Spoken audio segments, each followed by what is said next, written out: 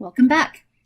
As part of our belief and belonging module, we're going to discuss how religion changes across the life course. And just to introduce this topic, one of the first things we should discuss is the fact that religiosity does not show a clear linear pattern. So it doesn't go up or down across a life course, but it has sort of a pattern typically of fluctuation. And when you're sociologically studying religion, what you're interested in doing is examining that pattern over the life course. Why it is that people are more or less religious at certain times of their lives. Now, living in modernity as we do in our modern era makes that challenging because of pluralism, religious differentiation, all these forces at work in our social world. But overall, we can say there is one main question that this type of inquiry deals with, and that is, how does religion evolve in people's lives as they age and experience major life events? Life events such as marriage, childbirth, retirement, old age. All of these life events influence the level of religiosity that people have in their lives. So the first time that individuals really find themselves able to assert their own type of religious involvement is typically in adolescence. And that's typically considered to be between the ages of 13 and 19. It's a time of physical maturation, independence-seeking behaviors. People are trying to find themselves, figure out who they are, right? And it's historically been difficult to study this period as far as religiosity, but in the last few decades, some great new data sets have come online that allow us to look at that. Some of them are Adolescent Health, AdHealth, which is a nationally representative sample of youth that follows them over their life course. Monitoring the Future is another one, the National Study of Youth and Religion.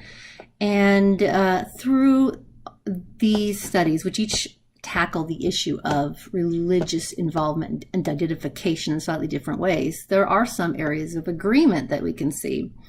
One of them is that adolescence is a time of instability in religious identification. A sizable portion of adolescents decrease their involvement, and a sizable portion increase their involvement. However, that average change is slight. It isn't that most adolescents go from attending all the time with active families to never attending, or vice versa. It's usually a slight change. So after adolescence, there is this relatively new period that social scientists talk about called emerging adulthood.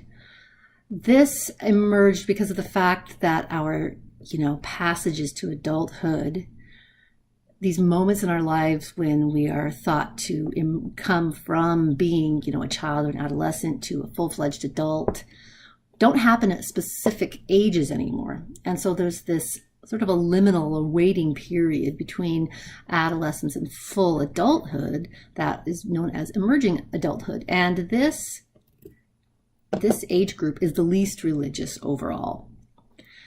But if you look at it in terms of their overall social involvement, this is true of their involvement in all associations and organizations. They are just a little detached from social concerns, activities, and associations in general. So it's not surprising to see that they are less involved in religion at this time in their lives. So after the emerging adulthood, we have our mature adulthood. This is the time period where marriage, childbearing usually happens. People settle down into careers and with a partner.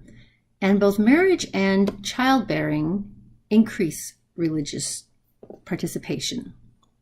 However, during this time period, we also see divorce and cohabitation happening in large numbers, and these two factors tend to decrease religious involvement. Now, there are some caveats to religious involvement at this stage. So the first one is that, interestingly, timing of childbearing matters to religiosity. Those who postpone childbearing into their late 20s or early to mid 30s tend to be more religious than those who have children early. Maybe they're more in need of that social support that comes with religious involvement. This can also be a time of a lot of busyness, and particularly for those who follow the middle class intensive parenting model. You've got lessons, you've got sports, you've got all of these clubs and associations that your child is involved in, and this can cause a decrease in religiosity, religious involvement. And stress during this time can also either decrease or increase religiosity. Stresses such as financial or marital can serve to decrease it, and stresses such as serious illness can increase religiosity. Finally, we come to later life. This is our older age years, and consistently studies find that religiosity increases in old age across cohorts. Why is that? Well, one reason is that as we age, our social support system tends to move away or die, and we are in need of the support that a religious community can bring to us. So the social, emotional, spiritual support that a religious community offers can be very attractive for older individuals.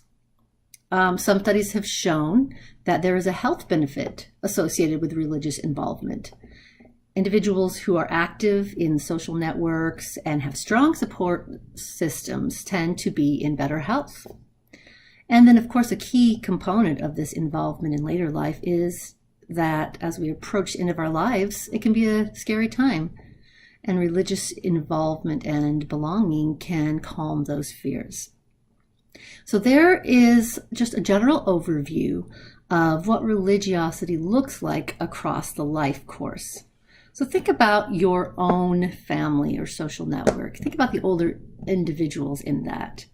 Does this trajectory seem to fit what you see in them, or has something else taken place in their life? And what type of major life events possibly could have influenced what you see in their religious involvement?